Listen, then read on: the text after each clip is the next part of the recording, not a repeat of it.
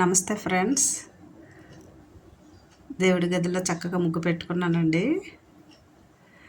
దేవుడి గది దేవాలయంతో సమానం కదండి మన ఇంటికి. అలాగే దేవాలయం అంటే ఒక విషయం మీకు తెలియజేస్తున్నాను. మా స్వాములకి పూలతో అలంకరణ చేస్తూ ఒక గొప్ప విషయాన్ని మీకు తెలియజేస్తున్నానండి. మనం ఇంటి దగ్గర దీపారాధన చేసుకుంటాము, అలాగే గుడికి వెళ్తాము.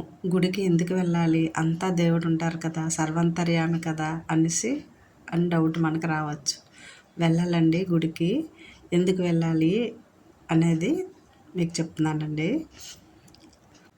అలాగే భగవంతుడు సర్వంతర్యామి అయినప్పుడు దేవాలయాలకి తీర్థయాత్రలకు ఎందుకు వెళ్ళాలి అని మనకి సందేహము వస్తుంది కదండి.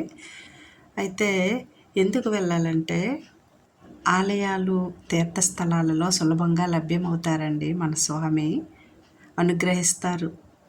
అందుకోసమే దేవాలయాలకు తప్పనిసరిగా వెళ్ళాలండి. ఇలా వెళ్ళడం వలన కూడా మనకి శాస్త్రీయ ప్రయోజనాలు కూడా చాలా ఉన్నాయండి. అవి ఏంటంటే ఆలయాలు భూమి లోపల పాజిటివ్ ఎనర్జీ ఉన్న దగ్గరే నిర్మిస్తారండి ఈ దేవాలయాలు. అలాగే వేద మంత్రాలు రాసిన రాగి పత్రాన్ని భూమి లోపల నిక్షిప్తం చేసి మూల విరాటను ఆ ప్లేస్లోనే ప్రతిష్ఠ చేస్తారండి. రాగి భూమి లోపల శక్తి తరంగాల్ని ఆకర్షించి పరిసర ప్రాంతాల్లోనంతటికీ మనకి పాజిటివ్ ఎనర్జీని ఇస్తుందండి. అందుకోసమనే గుడికి వెళ్ళేటప్పుడు ఆ పాజిటివ్ ఎనర్జీని మనము పొందవచ్చు సులువుగా. అంతేనండి. ఏ విషయమైనా ఏమీ లేకుండా ఇలాగ పెట్టరు కదండి. ఇంకా గొప్ప విషయం ఏంటంటే అండి, మనకి గుడికి వెళ్ళగానే చాలా పాజిటివ్ ఎనర్జీ వస్తుంది. ఎందుకండి, అక్కడ అఖండ దీపారాధన నిత్యము వెలుగుతూ ఉంటుంది.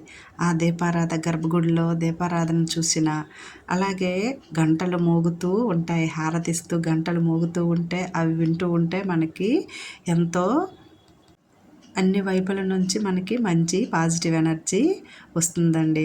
అలాగే మానసిక ఆనందం కలుగుతుంది. మనకి శారీరకంగా ఆరోగ్యం కూడా సొంతమవుతుంది. ఏమంటారు ఫ్రెండ్స్? అందుకోసమే మనం దేవాలయాలకి తీర్థయాత్రలకి వీలుంటే వెళ్ళాలండి. అయితే మరికొందరు కొంచెం ఏజ్ పర్సన్స్ వాళ్ళు వెళ్ళలేరు కదండి. వాళ్ళు ముందునే ఎన్నో దేవాలయాలు తిరిగి వచ్చిన వాళ్ళేనండి మన పెద్దలు.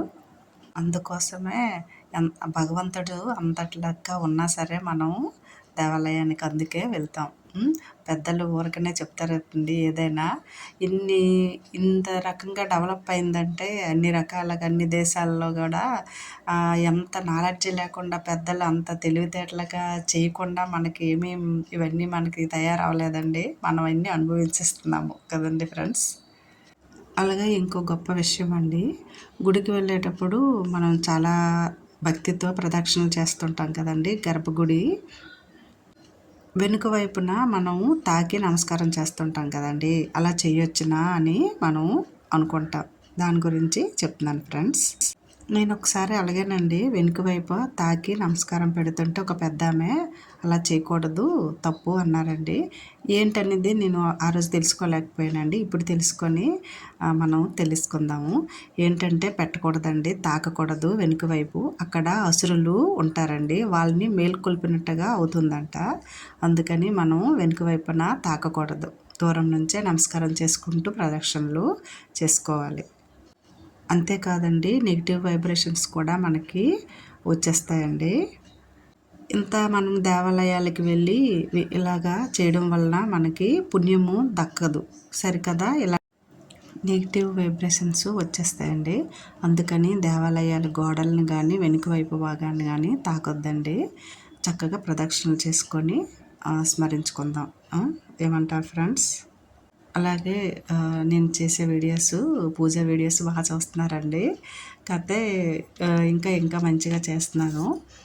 అందరికీ స్వాములందరికీ హారతి ఇస్తున్నానండి. అలాగే ఫ్రెండ్స్, వీడియో నచ్చితే సబ్స్క్రైబ్ చేసుకోండి. ఇంకా మంచి వీడియోస్ పోస్ట్ చేస్తానండి. పూజలు అంటే చాలా ఇష్టం అండి. ఇష్టం ఉన్న వాళ్ళు కూడా చాలా బాగా చూస్తున్నారు. అందరికీ థ్యాంక్స్ అండి. అలాగే స్వాములందరూ హారతి తీసుకుంటారు. అలాగే మీరు కూడా తీసుకోండి ఫ్రెండ్స్. వీడియో తీస్తున్న మా అమ్మాయికి కూడా ఇస్తున్నాను. తనేమో అంటుంది, అందుకే చెప్తున్నానండి. ఓకే ఫ్రెండ్స్, ఏంటంటే ప్రార్థిస్తున్నాను, మీరు బాగుండాలి, మీతో పాటు నేను బాగుండాలి, మా ఫ్రెండ్స్కి అందరికీ ఇలా వీడియోలు చూడమని తెలియచేయండి అనేసి నమస్కారం పెట్టుకుంటున్నానండి. మంచిగా భక్తిగా పూజలు చేసుకుందాము, అలాగే మంచి మంచి విషయాలు తెలుసుకుందామండి. Okay, thank you. Subscribe friends.